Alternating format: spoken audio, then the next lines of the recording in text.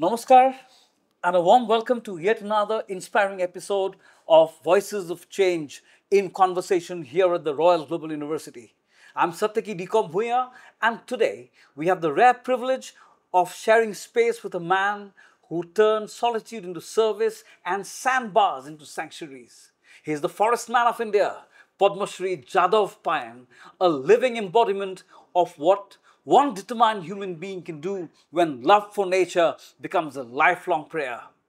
Let's walk through his journey, his vision for a research center and herbarium, and his inspiring work with school, colleges, and universities, and a continuum to create a greener tomorrow. Namaskar. নমস্কাৰ আপোনাক যে আমাৰ মাজত পাই আমি যে আজি কি আনন্দ অনুভৱ কৰিছোঁ আপোনাক মই শব্দত বুজাব নোৱাৰোঁ। আপোনালোককো পাই মই এই সময়ত যিটো আমাৰ জলবায়ু পৰিৱৰ্তন হৈছে এই সময়ত আপোনালোকে এই ব্ৰডকাষ্টিঙৰ দ্বাৰা জনসাধাৰণক সচেতন কৰাটো এনেকৈ ওলাই অহাৰ কাৰণে আপোনালোকক ধন্যবাদ জনাইছোঁ। ধন্যবাদ। Thank you very much. So this is how it goes. Inside our campus here at Royal Global University, we have the forest man of India, Padma Shri Jadav Payeng. ককাইদেউ আপোনাৰ শুকান বালিচৰৰ গছ-গছনি ৰোৱাৰ পৰা আজিলৈ এটা ডাঙৰ দীঘল জাৰ্ণি নহয়নে? হয়। আপুনি ভাবিছিলনে যে আপোনাৰ এনেকুৱাই হ'ব গোটেই জাৰ্ণিটো? মই সেইটো ভবা নাছিলোঁ, সেইটো ভাবি মই কৰা নাই। মই গছ-গছনি, জীৱ জন্তু, চৰাই চিৰিকটি বৰ ভাল পাওঁ। সেইকাৰণে শুকান বালিৰ পৰা যিটো অভিজ্ঞতা লাভ কৰিলোঁ 30 বছৰত তাত থাকি সেইটো অনুভৱৰ পৰা মই ফিল কৰিলোঁ। মোকতো দেশ বিদেশত নি পেলাই বা ভাৰত চৰকাৰে বা অসমৰ মানুহে এৱাৰ্ড দিব এই বুলি মই কৰা নাই। মই ভাল পাইছোঁ কাৰণে কৰি আছোঁ যে পৃথিৱীখনত যদি এনেকৈ সেউজীয়া হয়, জীৱ জন্তু বা চৰাই চিৰিকটিৰ পৰা ধৰি বায়'ডাইভাৰ্চিটি অক্সিজেন পৰা পিয়'ৰ হয় আৰু যান্ত্ৰিকতাৰ পৰা আঁতৰত থাকে, তেনেকুৱা এটা কৰিবৰ কাৰণে মই শুকান বালিত সেই ফৰেষ্টখন বনালোঁ। আজি 47 বছৰ হ'ল ফৰেষ্টখনৰ বয়স, আৰু মোৰ বয়স হ'ল 67 বছৰ। এতিয়া আৰু এই হাবিত থাকি বেছি ভাল পাওঁ। সূৰ্য উঠা দিশৰ পৰা সূৰ্য পৰা দিশলৈ গ'লেও মোৰ হাবিলৈহে মনত পৰে। Like you're sharing that he loves the forest and he loves staying in the forest. This is the magic, this is the reality with Sri Jadav Payeng. প্ৰকৃতিক আমি দিব লাগে আচলতে, আৰু কাৰণ প্ৰকৃতিয়ে আমাক দিয়ে আছে, নানান উপহাৰ দি আছে। আপুনি কি অনুভৱ কৰে যে আমি এই বেলেঞ্চটো মিলাব পাৰিছোনে বাৰু? নাই, সেইটো বেলেঞ্চ মিলাব পৰা নাই। প্ৰকৃতিয়ে আমাক দিয়ে, প্ৰকৃতিক আমি দিওঁ, কিন্তু আমি কমাই দিছোঁ, বেছিকৈ ধ্বংস কৰিছোঁ। তাৰ ফলত জলবায়ু পৰিৱৰ্তন, তাৰ ফলত COVID-19 আহি গৈছে। বাপেক মৰিলেও চুব নোৱাৰে, মাক মৰিলেও চুব নোৱাৰে। আৰু পৃথিৱীখন সূৰ্য উঠা দেশৰ পৰা সূৰ্য পৰা দেশলৈ গৈ যিটো অনুভৱ কৰিছোঁ, ধৰিত্ৰীয়াই পানী লগা জ্বৰে হৈছে। যেতিয়া সম্পূৰ্ণ জ্বৰ হ'ব, এই পৃথিৱীৰ পৰা প্ৰাণী জগত বিদায় মাগিব লাগিব। সেইটো পৰ্যায়ত গুচি আহিছে। সেইটো কাৰণে নাহিবৰ কাৰণে এতিয়া গছৰ অবিহনে পৃথিৱীক কোনেও বচাব নোৱাৰে। সেইকাৰণে গ্ৰীণ ইণ্ডিয়াৰ গ্ৰীণ ৱৰ্ল্ড কৰা মোৰ লক্ষ্য।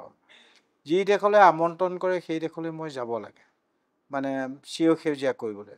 আৰু মই আশা ৰাখিছোঁ ভাৰতবৰ্ষৰ বেলেঞ্চ আছে, কিন্তু উন্নত দেশবিলাকৰ বেলেঞ্চ নাই। ভাৰতৰ এইকাৰণেই বেলেঞ্চ আছে, বিশ্বৰ ভিতৰত জনসংখ্যা বেছি হ'লেও বেলেঞ্চটো থকাৰ কাৰণে ভাৰতৰ 140 কোটি মানুহ আশীৰ্বাদ গ্ৰীণ ইণ্ডিয়া কৰা মোৰ লক্ষ্য।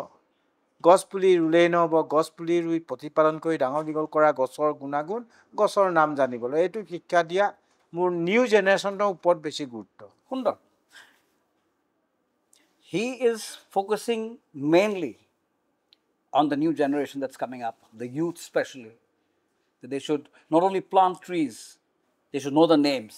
আৰু এই দিশত আপুনি যোনটো আগবঢ়াইছে যে আপুনি এটা, আমি শুনিছোঁ যে আপুনি এটা ৰিচাৰ্চ চেণ্টাৰ আৰু এটা হাৰ্বেৰিয়াম ডেভেলপ কৰিছে, গতিকে এই ইনিচিয়েটিভটোৰ বিষয়ে আপুনি অলপ ক'ব নেকি? এই ইনিচিয়েটিভটো ধৰক বম্বেৰ এজন আহি মোক ক'লে ঋতুৰাজ ফুকনো আছিলে ঋতুৰাজো আছে আছে তেওঁলোকৰ লগত সহযোগ আছে বৰ্তমানতো আয়োজন কৰিছোঁ তাৰ পাৰ্মিশ্যন ল'বলৈকে বহুখিনি ডিভাইড হৈ গৈছে যোৰহাটে ক'ব মাজুলীত পৰে মাজুলীয়ে ক'ব আমি তাত কনভেনশ্যন কৰিবগৈ নোৱাৰোঁ ইয়াৰ পৰা গৈ সেইকাৰণে মোৰ অকণমান অসুবিধাত পৰিছোঁ এতিয়া ৰিচেণ্টলি তেতিয়া কম্পিউটাৰ ছেটটো যোৰহাটতে থাকক আৰু ৰিচাৰ্চ চেণ্টাৰটো হাবিতে থাকক আচ্ছা আপোনাৰ চেণ্টাৰটো হাবিৰ মাজত থাকিব হাবিৰ মাজত থাকিব তাত ৰাতি দিন ছাত্ৰ ছাত্ৰীবোৰ আহিলে গৱেষণা কৰিব আকৌ কম্পিউটাৰ যিখিনি কাম কৰিব মোৰ ঘৰত কাৰণ ইলেক্ট্ৰিচিটিবোৰ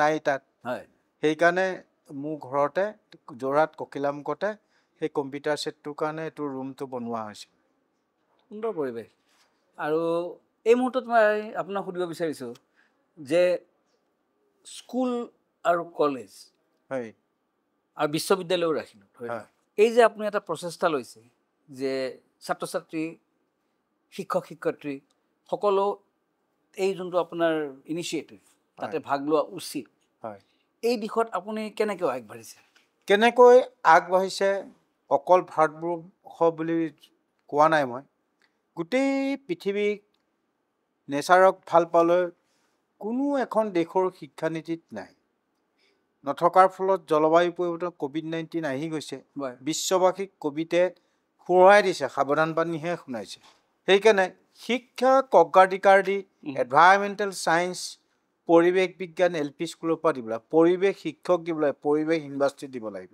এতিয়া দেখা পোৱা যায় আৰু উত্তৰ পূৰ্বাঞ্চলৰ 4খন ৰাজ্যত ফৰেষ্টিং লাইফ এডুকেশ্যনত আছে 4খনত আছে কিন্তু অসমত নাই কিয় নাই আমাৰ এটা সেয়েহে গোটেই বিষয়বস্তুবোৰ চিন্তা চৰ্চা কৰি মোক অসমৰ মুখ্যমন্ত্ৰীয়ে মোৰ ফোনৰ নম্বৰটো দিছিল ডুবাই ৰজাক তেতিয়া মোক মাতি লৈ গৈছিল তাত মাতি পেলাই যি ডিছকাছ হ'ল হয় তেতিয়া তাত গ'লোঁ দেখিছোঁ গোটেই ভাৰতীয় প্ৰশাসনৰ পৰা ধৰি চুইপাৰলৈকে ভাৰতীয় মানুহ ডুবাই 99% ইণ্ডিয়ান তেতিয়া দেখিছোঁ মানৱ সম্পদ গঢ়িবলৈ ভাৰতৰ পৰা IAS IPS IFS চব তাত আছে ভাৰতীয় চববোৰ তাহাঁতকে দিব লাগে সেইকাৰণে মই এটা কথাই কৈছোঁ ৰজাক যে এইটো তেওঁলোকে আছে যে আপুনি 30 বছৰত 550 হেক্টৰ গ্ৰীণ কৰি দিলে গতিকে আপোনাক সহায় কৰিবৰ কাৰণে শিক্ষানীতিত কাৰ্টুনত ল'ৰা ছোৱালীক শিক্ষা দিম বুলি ভাবিছোঁ কি কয় মই বোলো এইটোত ভাৰতবৰ্ষত কৰিব কাৰ্টুন আকাৰত এখন ছবি বনাব বা কাৰ্টুন হেৰি কৰি পেলাই পোষ্টাৰ মানে এইটো সেইটো ইণ্ডিয়াত আহিব নোৱাৰিব nature is god is nature প্ৰকৃতিৰ কাৰণে যদি আহিব পাৰিব যদি বাঁহৰ প্ৰজেক্টটো খুলিম বুলি ক'লে বাঁহৰ প্ৰজেক্ট বাঁহ ৰুই পেলাই তাত বাইচাইকেল বনাই বিশ্বৰ দৰবাৰত বিকিব এইটো খুব ভাল কথা বাঁহ যেতিয়া হ'ব গোলকীয় উষ্ণতা নিবাৰণ কৰিব নেচাৰৰ পৰা চাইকেল বনাব সেইটো কৰিব সেইটো ভাল পদক্ষেপ কিন্তু তেতিয়া বাঁহৰ প্ৰজেক্টটো ক'লত তেতিয়া জয়ন্ত হাজৰিকাই গান গাব লগা হ'ল তেতিয়া আমাৰতো যিসকল গায়ক গায়িকাই প্ৰকৃতিক লৈহে গান গায় তেতিয়া জয়ন্ত হাজৰিকাই গাইছিল পিৰালিৰ কাণতে জাতি বা এজুপি সিও মোৰ সৰুদৰ ভাই মৰিলে কেও নাযায় সিহে লগতে যায় গতিকে সেই পদক্ষেপটো আমাৰ অসমতে জন্ম শিল্পী হিচাপে গায়ক হিচাপে ভূপেনদাৰ পৰা ধৰি জয়ন্ত হাজৰিকাৰ পৰা ধৰি আমাৰবোৰ যিমান গায়ক আছিল তেওঁলোকৰ প্ৰকৃতিৰ লগত সম্বন্ধ ৰাখি গান গাইছিল সেইকাৰণে গৌৰৱ অনুভৱ কৰোঁ যে অসমতে এটাইবোৰ জন্ম আৰু জুবিনৰটো কথা ক'বই নালাগে জুবিনক আপোনালোকে হেৰুৱালো সেইটো কোনে মাৰিলে অসমীয়া মানুহে আমাৰ দেশত মাৰিব নোৱাৰি বিদেশত মাৰিছে সেইটো খুব দুৰ্যোগৰ কথা বৰ দুৰ্ভাগ্য কাৰণ জুবিন কলেজত পঢ়ি থাকোঁতে JB কলেজত মোৰ ঘৰৰ আগৰ ৰাস্তাটোতে সি জপৰা চলি আছিল চাইকেলখন লৈ আহে বালিত পৰি এনেকৈ নদীৰ বুকত গুণগুণাই আকৌ কলেজলৈ যায় তেনেকুৱাৰ পৰা পাওঁ আৰু আজি সি মৰি গ'ল ভাল হ'ল সি একো নাই সাগৰৰ তলতে শুই আছে কিন্তু মোৰ যেন সোঁহাতটো কাটি লৈ গ'ল কাৰণ তাক প্ৰত্যেকটো কথাত 50 বছৰ বয়সতো জন্মদিন মই কেক কাটি গছপুলি ৰুৱাই তাৰ আগতে তাক বহু প্ৰগ্ৰেমত বিহু প্ৰগ্ৰেম বা যিকোনো প্ৰগ্ৰেমত পাইছোঁ পাই মই তাক কৈছোঁ, এই তই যে ষ্টেজত উঠাৰ লগে লগে 7 লাখ 8 লাখ টকা ডিমাণ্ড কৰ, যদি পৃথিৱীখন নাথাকে কাক ডিমাণ্ড কৰিবি? সেইকাৰণে তই গান গাই নিজেও গছ পুলি ৰুবি, আনকো ৰুৱাবি, তেতিয়া পৃথিৱীখন থাকিলে পইচা পাবি। আৰু সেইকাৰণে সি সেইবোৰ কাম খুব কৰিছিলে। ৱাইল্ড লাইফ সাংঘাতিক ভাল পাইছিল। আৰু ৱাইল্ড লাইফ দুৰ্ভিক্ষৰ সময়ত মাকে বানপানী উঠি গ'লেও পোৱালিটো বাচি গ'লে তাৰ ট্ৰিটমেণ্টৰ যিটো পইচা ভৰিব লাগে সি সেইবোৰ কৰিছিল। সেইকাৰণে সি প্ৰকৃতিৰ লগত সম্বন্ধ ৰাখি খুব কাম কৰিছিল। আৰু সেইকাৰণে অসমৰ মই আশা ৰাখিছোঁ সি ন্যায় পাওক, আৰু ন্যায় পাবলৈ টাইম ল'ব। যিহেতু দুখন দেশ হ'ল, ছিংগাপুৰ এখন আইন, ভাৰতৰ এখন আইন, সেই দুটা আইন একগোট হৈ পেলাই সিৰে। সেইকাৰণে জুবিনৰ নামত ৰাস্তাই পদূলিয়ে আন্দোলন কৰি ফুৰিলে নহ'ব, ন্যায় পাওক বুলি। জুবিনে নাহৰ পুলি ভাল পাইছিল, হয়, ধুনীয়া কাৰণে ভাল পাইছিল। কিন্তু মই ভাবোঁ অসমৰ শদিয়াৰ পৰা ধুবুৰীৰ দলং যিবোৰ 2 মূৰে, জুবিনৰ নামত চব গছকে এখন এখন ফৰেষ্ট বনাই দিয়ক, সি মৰিও অমৰ হ'ব, আমি অক্সিজেন পাম, তাৰ গানটো শুনি থাকিব পাৰিম। আৰু নাহৰ পুলি এটাত বৈশিষ্ট্যতা আছে নহয়, বৈশিষ্ট্য আছে, ধুনীয়া তাৰ। কিন্তু গুটিটোৰ বিষয়ে যে আপুনি কয়, আমাক আমাৰ এবাৰ ৰাইজক জনাই দিয়কচোন। গুটিটো আগততো কেৰাচিন নাছিল, হেৰি নাছিল, নাহৰ গুটিয়ে আমি পোহৰ লগাই আমি পঢ়িছিলোঁ, কি মজাৰ নেচাৰেলৰ পৰা লৈছিল। সেইকাৰণে সি নাহৰ গুটিটো বেছি ভাল পায়, পোহৰ দিয়াটো নাহৰ গুটি একেবাৰে। আৰু এনে আমাৰ বিশ্ববিদ্যালয়লৈ আপুনি আগতেও আহিছে, হয়, বেছি নাহিলেও 1-2 বাৰটো আহিছোঁ। আপুনি দেখিছে যে আমাৰ চেঞ্চেলৰো এইটো একদম মটো, হয়, লগতে আমাৰ শিক্ষক শিক্ষয়িত্ৰী ল'ৰা ছোৱালী চবেই জানেই যে গছ ৰুবই লাগিব। গতিকে আমাৰ বিশ্ববিদ্যালয়ত সোমালে আপোনাৰ অনুভৱটো কেনেকুৱা হয়? মোৰ বিশ্ববিদ্যালয়বিলাকত গৈ খুব ভাল লাগে। ভাল লাগিলেও এটা কথা হ'ল, আমাৰ টেকন'লজি যিমান ওপৰলৈ গুচি গৈছে, কংক্ৰিটৰ বিল্ডিং বনাইছে, কংক্ৰিটৰ ৰাস্তা পদূলিবোৰ কংক্ৰিট বনাইছে। পানীটো ক'ত যাব বৰষুণ? প্ৰকৃতিক জানো বাধা দিব পাৰে? নোৱাৰে। আৰু সেইদৰে মই ভাবোঁ যদি 1950 চনতকৈ ডাঙৰ ভূমিকম্প হয়, এই বিল্ডিংবোৰ থাকিবনে তেতিয়া? ডাঙৰ প্ৰশ্ন। সেইবোৰতো বহুত গৱেষণা নকৰাকৈ আমি বনাইছোঁ টেকন'লজিত। যিমানে টেকন'লজিত প্ৰকৃতিৰ লগত কোনেও বাচিব নোৱাৰিব। আৰু সেইকাৰণে ডুবাইত ডাৱৰ বিস্ফোৰণ যোৱা নাই জানো টেকন'লজি? ডাৱৰ বিস্ফোৰণত মানুহে মৰিলে, কিবা মৰিলে। আমাৰ হাফলঙৰ যিটো ৰাস্তা বনাইছে, মই শিলচৰ IIT পৰা আহিছোঁ, এজনে ক'লে যে আপোনাৰ লামডিং হৈ গ'লে 500 কিলোমিটাৰ আৰু হাফলং হৈ গ'লে 400 কিলোমিটাৰ যোৱাতলৈ। তাৰ বোলে 100 কিলোমিটাৰ কমাই পাম নে পুনাই দি বলচোন। মই যিটো দেখিলোঁ ৰাস্তাৰ নামত, যিখন আটকধুনীয়া ৰেল ষ্টেচনৰ আগত, ওপৰৰ পৰা JCB লগাই গছবোৰ ৰাতি ৰাতি কাটে। তো গোটেইটো এবাৰ তাৰ হাফলঙৰ মাটিটোৰ নমুনাটো এনেকুৱা, বালিচহীয়া মাটি, গছবোৰে শিপাটো এনেকৈ টানি ৰাখে। যেতিয়া ৰাস্তাৰ কাষৰ গছবোৰ কাটি দিয়াৰ পৰা এটা বহল কৰিব ল'লে, তেতিয়া সেইটো ৰখাব নোৱাৰিম, মানে পানীত চব হামকুৰিকাই 3 মাহৰ পিছত আটকধুনীয়া হাফলংখন পুতি পেলালে ষ্টেচন। সেইটো মই চকুৰ আগতে, মই তেতিয়াই কৈছিলোঁ তাত থকা কণ্ট্ৰেক্টাৰ, তাত থকা নিশ্চয় ইয়াৰ পৰিণাম ভয়ানক বিপদ হ'ব। সেইকাৰণে পুতি পেলালে। এনেকৈ প্ৰকৃতি ধ্বংস কৰি আটকধুনীয়া নালাগে, আৰ্টিফিচিয়েল নালাগে। নেচাৰৰ পৰা আমি কি ল'ব পাৰোঁ, কেনেকৈ ৰাখিব পাৰোঁ, সেইটো বিষয়েহে মই কৈছোঁ। আজি সেই বিষয়ে কৈছোঁ।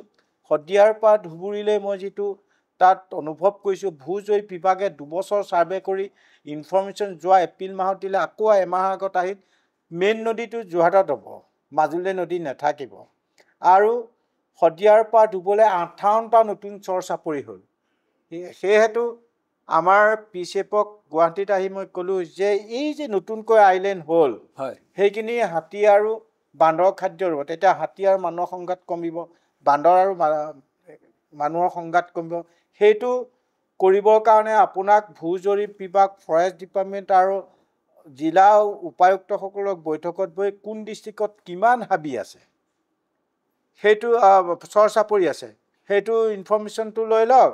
তাৰপিছত যদি ভাৰত চৰকাৰ, ষ্টেট গভৰ্ণমেণ্টৰ পইচা নাই, তেতিয়া ইণ্টাৰনেশ্যনেলৰ পৰা আনি ভাৰতীয় NGOসকলক তাত ইউটিলাইজ কৰিলে সোনকালে গ্ৰীণ ব্ৰহ্মপুত্ৰত, কাৰণ অসমৰ মাটি নাই, 4/3 অংশ ব্ৰহ্মপুত্ৰৰ চৰ চাপৰিত আছে। সেইকাৰণেতো গ্ৰীণ কৰাটো আমাৰ প্ৰয়োজন হৈ গৈছে। সেইকাৰণে আশা ৰাখিছোঁ আপোনালোকৰ চেনেলৰ যোগেদি সকলোকে তাক মানুহৰ মানে আমাৰ কি হৈ গৈছে সেই কথাবিলাক জনোৱাটো খুব প্ৰয়োজন। প্ৰকৃতিলৈ বহুত ভাৰাক্ৰান্ত। আৰু মই জানো 100 বছৰৰ ভিতৰত উত্তৰ পূৰ্বাঞ্চলত পানী নাপাব। অলৰেডি এণ্টাৰ্কটিকা, সুমেৰু, হিমালয় জাষ্ট ক্ৰাইচিছ হ'ব পানী লৈ। পানী আমি পানী বুলি মৰিব লাগিব। তেলৰ পিছত যে পানীটোৱে মেইন ক্ৰাইচিছ, হয়, এইটোতো বৈজ্ঞানিকসকলে অলৰেডি জনাইছে। আৰু আপোনাক যদি সোধা যায় যে বিশ্ববিদ্যালয়ৰ পাঠ্যক্ৰমত এনভাইৰনমেণ্টৰ ব্ৰিজ দ্য গেপ যোনটো কয়, কেনেকৈ আৰম্ভ কৰা উচিত? এইটো LP স্কুলৰ পৰা দিব লাগিব। সেইটোৱে আপুনি তেতিয়া মানে মন মগজুটো বিকাশ হয় সৰুৰে পৰা। আৰু বুঢ়া খালী খাই মাত নলয় নহয়, তো হায়াৰ ছেকেণ্ডেৰীৰ পৰা সি ভালকৈ নুবুজেও। LP স্কুলৰ পৰা যিটো তাৰ ব্ৰেইনত থাকি যাব, থাকি গ'ল তাৰ মনটোত মগজুটো তেতিয়া সেইটো তাত থাকিব। আমি বলবস্তিকে কোনো কাৰণত ছাত্ৰ ছাত্ৰীক তই ডক্তৰ হবিয়ে, তই ইঞ্জিনিয়াৰ হবিয়ে, তই বিজ্ঞানী হবিয়ে ক'ব নালাগে। সি কোন দিশত প্ৰকৃততে তাৰ অধ্যয়নটোত বেছি আছে সেই বিষয় দিলে উত্তৰ পূৰ্বাঞ্চল নালাগে, ভাৰতবৰ্ষৰ শিক্ষাটো বহুত ওপৰলৈ গুচি যাব। সেইকাৰণে মই ভাবোঁ প্ৰত্যেকখন ৰাজ্যত পৰিৱেশ ইউনিভাৰ্চিটি এখন দিয়াটো বাধ্যতামূলক কৰে।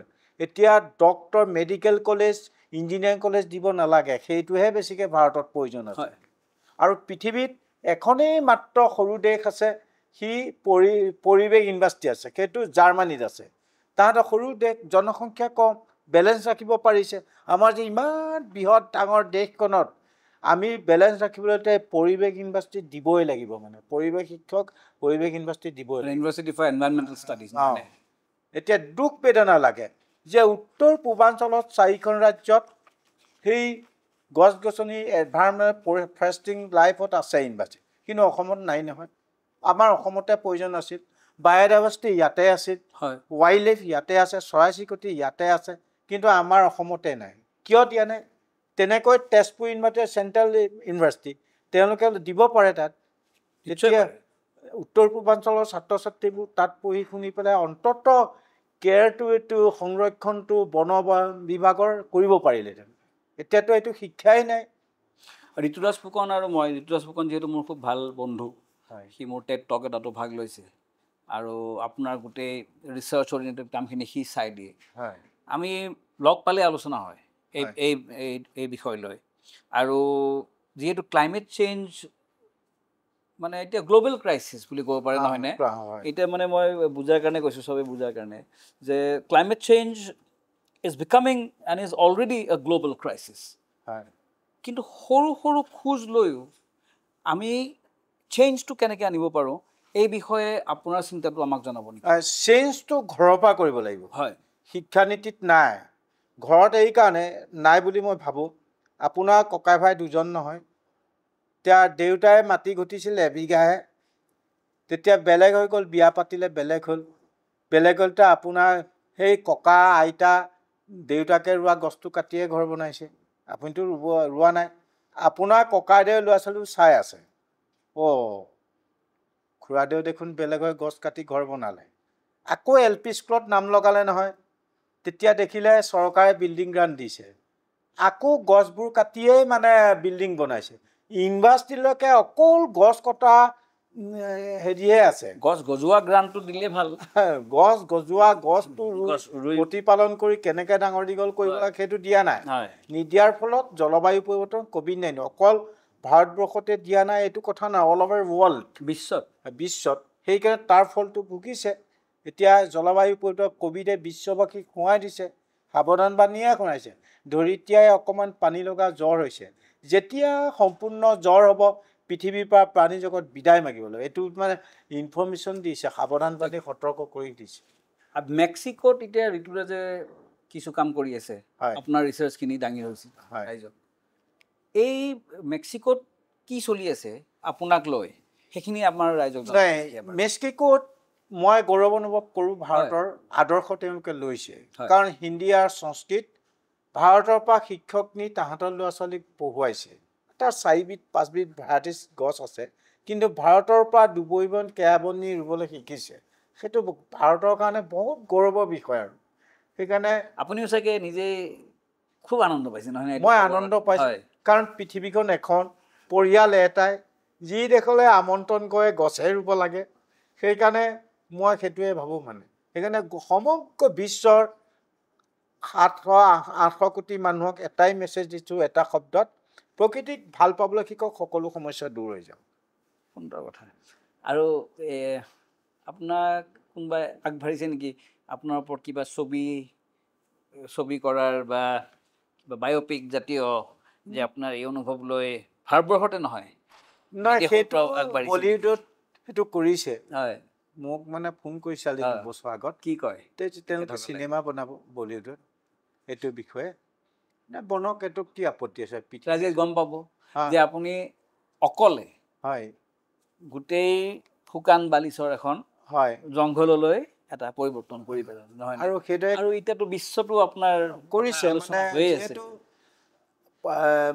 হেৰি কেন এৱাৰ্ড পাইছে যে কানাডাই বনোৱা ফিল্মখনত হয় ফৰেষ্টমেন বুলি আৰু সেইটোত মেগমাষ্টাৰ উইলিয়াম ডগলাৰ ঋষি পণ্টিং আছিলে আৰু কেন এৱাৰ্ড পাবৰ দিনাখন আমি আছিলোঁ হেৰি কলিকতাত আচ্ছা তেতিয়া মানে বিয়া পাতিছে আৰু এৱাৰ্ডটো পোৱাৰ লগে লগে সি বিয়া পাতিছে যেতিয়া আমাক তাৰ পৰিবাৰকো দেখুৱাইছে নিজেও দেখিছে আৰু খুব গৌৰৱ অনুভৱ কৰিছে যে পৃথিৱীৰ ভিতৰত এইখনে যে কেন এৱাৰ্ড পাইছে সেইকাৰণে ধন্যবাদ জ্ঞাপন কৰিছোঁ আৰু তাক বিয়া পতাৰ কাৰণে ধন্যবাদ জনাইছোঁ সেইকাৰণে এইবোৰ দেশ বিদেশত কাম মানে তেওঁলোকৰ অভাৱ হৈছে আৱিষ্কাৰ কৰিবলৈ গৈছে কিন্তু ভাৰতত অভাৱ হোৱা নাই বেলেঞ্চটো যে আছে সেইকাৰণে বেছিকৈ অভাৱ হোৱাৰ কাৰণে তেওঁলোকে আৱিষ্কাৰ কৰিবলৈ আহে অন্য কথা নহয় কাৰণ আমি হৈছোঁ 5500 বছৰৰ আগত কাপোৰ পিন্ধে তাহাঁতে 1900 বছৰ পিছতহে কাপোৰ পিন্ধিছে 1900 বছৰৰ পিছত কাপোৰ পিন্ধি গোটেই পৃথিৱীখন জয়লাভ কৰিলে জয়লাভ একোডাল নকৰিলে প্ৰকৃতি ধ্বংস কৰিলে তাৰ ফলতে জলবায়ু পৰিৱৰ্তন তাৰ ফলতে COVID-19 আহি গৈছে And you'll be surprised to know amount of concern the forest man has towards environmental concerns especially and he's traveled extensively singing that same thoughtful song towards conservation and environment so I'm going to ask him about that kind of an experience Hokkaido apuni etialoke অনুমানিত কিমানখন দেশত আপোনাৰ এই যোনটো আপোনাৰ কাহিনীটো যে গছ-গছনি ৰোৱাটো একদম এতিয়া আমাৰ অতিকৈ মানে ইটছ ভেৰি ভেৰি ইম্পৰ্টেণ্ট হৈ যে পৰিছে সবতকৈ দৰকাৰী বস্তু হৈ পৰিছে আপুনি কেইখন দেশত আপোনাক সেইখন দেশ ফ্ৰান্সত even global conference Paris first তাত গৈছোঁ তেতিয়া বিশ্বৰ 195খন দেশৰ বিজ্ঞানীসকলে ঘোষণা কৰিলে গছৰ অবিহনে আৰু পৃথিৱীক কোনেও বচাব নোৱাৰে মোক তাত আমন্ত্ৰণ কৰি তাত বিশ্বৰ সেই কিতাপখন অন্তৰ্ভুক্ত আৰু এজোপা গছপুলি ৰুবলৈ নিছিল তেওঁলোকে ঘোষণা কৰিলে আৰু তেতিয়া ক'লে সমগ্ৰ বিশ্বই ধ্বংস কৰাৰ বিনিময়ত এজন মানুহে সৃষ্টি কৰাৰ কাৰণে মোক আৰু সেই বিশ্বৰ সেইখন কিতাপত অন্তৰ্ভুক্ত আৰু এজোপা গছপুলি ৰুবলৈ মাতি লৈ গৈছিল গছপুলিটো যেতিয়া বহুৱাই দিছিলোঁ তেতিয়া বিশ্বৰ যিমান ধৰ্মালী লোকসকল আছে মাটি অকণ অকণকৈ কিছুৱে বিলাপ কৰিছে কিছুৱে ডেন্স দিছে গছজোপা জীয়াই থাকিবলৈ তেতিয়া আৰু হুৰ হুৰ বৰষুণ দিছিল তেতিয়া আৰু মোৰ বৰ ভাল লাগিছিল আজিৰ পৰা পৃথিৱীখন ৰেৱানেছ হৈছে সেইকাৰণে বিদেশত অভাৱ হৈছে কাৰণে বেছি আৱিষ্কাৰ কৰিছে সেইদৰে economical from climate change France হেলিটনত হৈছিল তেতিয়াও ভাৰতৰ পৰা ইকনমিকেল লেকচাৰ এজন মই গৈছিলোঁ তেতিয়া মই সুধিছিলোঁ বিশ্বৰ 195খন দেশৰ যে আপোনালোকসকল ইকনমিকেলৰ ওপৰত ইমান গুৰুত্ব দিছে 1 মিনিট সময় উশাহটো বন্ধ কৰকচোন অক্সিজেনৰ কিমান প্ৰয়োজন হ'ব যদি গছেই অক্সিজেন দিয়ে তাত থকা 20,000 দৰ্শকে আজিয়ে নিজে জীয়াই থাকিবলৈ এজোপাকৈ গছপুলি ৰুৱক সমগ্ৰ বিশ্বৰ 780 কোটি মানুহে এজোপাকৈ গছপুলি ৰুৱক তেতিয়া পৃথিৱীৰ ভাৰসাম্যটো ঘূৰি আহিব নহ'লে পৃথিৱীলৈ ভাবুকি আহিছে ধৰিত্ৰীয়ে পানী লগা জ্বৰে হৈছে যেতিয়া সম্পূৰ্ণ জ্বৰ হ'ব পৃথিৱীৰ পৰা আমি বিদায় মাগিব লাগিব সেইকাৰণে তেতিয়া তাত বিভিন্ন ধৰ্মালী লোকসকল আছিল বৃহৎ বৃহৎ গীৰ্জা, বৃহৎ বৃহৎ মছজিদ, বৃহৎ বৃহৎ মন্দিৰ বনাইছে। ভগৱানক কোনে দেখিছে? তেতিয়া ভগৱান দেখা এজনো নাই। তেতিয়া মোক কোনোবাটো থাকিব লাগিব, নাথাকিলে কেনেকৈ হ'ব? এতিয়া ভগৱান আমি চকুৰে দেখি চাওঁতে ভগৱান জন্মস্বত্বতা মা দেউতাই ভগৱান। মা দেউতাই ঢুকোৱাৰ পিছত কাৰ লগত এৰি থৈ গৈছে? প্ৰকৃতিৰ লগত এৰি থৈ গৈছে। প্ৰকৃতি অবিহনে ভগৱান আছেনে? যিজনে প্ৰকৃতিক ভাল পায় তেওঁ পৃথিৱীক ভাল পাব পাৰে, আৰু যিজনে পৃথিৱীক ভাল পায় সমস্ত বিশ্বৰ প্ৰাণী জগতক ভাল পাব পাৰে। তাৰ বাহিৰেতো কেৱেই নাই। তেতিয়া মোক দাঙি লৈ 1 কিলোমিটাৰ চুমা খুৱাইছে, দাঙি লৈ ফুৰিছে যে পৃথিৱীত এনেকুৱা মানুহ আছে। এনে বহিদেশত অভাৱ হৈছে মোক আৱিষ্কাৰ কৰে, আমাৰ দেশত হোৱা নাই নহয়। সেইকাৰণে হৈছে কৰি কাৰণে এতিয়া অনুভৱ কৰিছে ক্লাইমেট চেঞ্জত। অনুভৱ কৰিছে যে, আৰু তাতোকৈ ডাঙৰ কথা যে এইটো যে এটা গ্ল'বেল ক্ৰাইচিছ অলৰেডি হৈছেই। এইটো সেইকাৰণে আপুনি দেখিছেনে আজিকালি কিমান পটকে ততালিকে মানুহৰ গা বেয়া হয়, সৰু ডেকা ল'ৰা ছোৱালী। মই মানে শুনিয়েই হতভম্ব হৈ পৰোঁ যে হাৰ্ট এটেক। সেইটোত আপোনাক এটা মই এটা কথা ল'ৰাৰ পৰা ডেকা হৈ আহিছে না, যে যেতিয়া ক্লাইমেট চেঞ্জ হৈ যায়, গোলকীয় উষ্ণতাটো হৈ যায় 39 ডিগ্ৰী 42 ডিগ্ৰী হৈ যায়, তেতিয়া যোৱা বছৰ লখিমপুৰতে 5টা ল'ৰা ছোৱালী মৰিছে গৰমত উত্তপ্ত। এই বছৰ 19টা ঢালি পৰিছে, এগৰাকী ঢুকাইছে। মানে এই কথাটো জনা দৰকাৰ যে ৰাতিপুৱা 7:30 বজাত স্কুল দিলে, 12:30 বজাত ছুটি দিয়ে। যেতিয়া ঘৰলৈ যায় তেতিয়া গোলকীয় উষ্ণতা উত্তপ্ত ৰ'দটো থাকে, আৰু সেই সময়ত আপুনিও ডেকা হৈ আহিছে ল'ৰাৰ পৰা, কিন্তু আপোনাৰ সেই সময়ৰ ষ্টেজটো গৰম হৈ থাকে বেছিকৈ, আৰু গৰম সহিব নোৱাৰি হাৰ্ট এটেক হৈ হাফ ফেইল হৈ সিহঁতে হালি পৰে, মৰি থাকে। এইটো আমি মাক বাপেকে বা স্কুলৰ শিক্ষক শিক্ষয়িত্ৰীসকলে জনা দৰকাৰ। আমাৰ আই দেউতাই সৰুৰ পৰাই কয় যে ৰাতিপুৱা উঠিব লাগে আৰু ঘৰৰ পৰা ওলাই যাব লাগে। মইতো এতিয়াও মই ফ'ল' কৰি আছোঁ, মই ল'ৰা ছোৱালীকো কৈ আছোঁ। তাৰমানে কি যে ৰাতিপুৱাৰ যোনটো 4:30 5টা বজাত যোনটো বায়ু যিটো এক্সচেঞ্জ অফ ৱেডাৰ, সেইটো বোলে বৰ দৰকাৰী। আমি কোনো পাঠ্যক্ৰমতো শিকা নাই, কিন্তু এইটো আমাৰ আই দেউতাই কোৱা কথা, আৰু আমি এইটো ফ'ল' কৰি আহিছোঁ, নহয়নে? যে সেইটো সময়ত যদি আমি বাহিৰত ওলাই যাওঁ ঘৰৰ পৰা, এনেই স্বাস্থ্য ভালে থাকিব। স্বাস্থ্য ভালে। এতিয়া আপুনি আজিকালিতো ল'ৰা ছোৱালী 2-3টা বজাত শুৱে, চেণ্ডেল পিন্ধি যায় মৰ্ণিং ৱাকত। এতিয়া মাটিত যে ডি ভিটামিন থাকে সেইটো কথা নাজানে। সেই কথাখিনিহে আজিকালি মানে পাঠ্যক্ৰমত দিয়া উচিত হৈছে। এতিয়া মই ভাবোঁ গৰুৱে হাল বাওঁতে বোকাত খোজকাঢ়ে, তাহাঁতেতো হাৰ্ট এটেক নহয়, কেতিয়াও নহয়, তাহাঁতৰ প্ৰেছাৰ নহয়। তেতিয়াহ'লে তেওঁলোকৰ সেই সময় আইতা ককাহঁত বিজ্ঞানী নে এতিয়াৰ বিজ্ঞানী হয়? চাওকচোন, স্বাস্থ্যৰ কাৰণে উত্তৰটো ওলালে। গতিকে খুব ভাল লাগিল আপুনি যে আজি আহিলে আমাৰ বিশ্ববিদ্যালয়লৈ, কনফাৰেঞ্চখনলৈ আহিছিলে, আৰু আপোনাৰ যিখিনি সপোন এইখিনি যাতে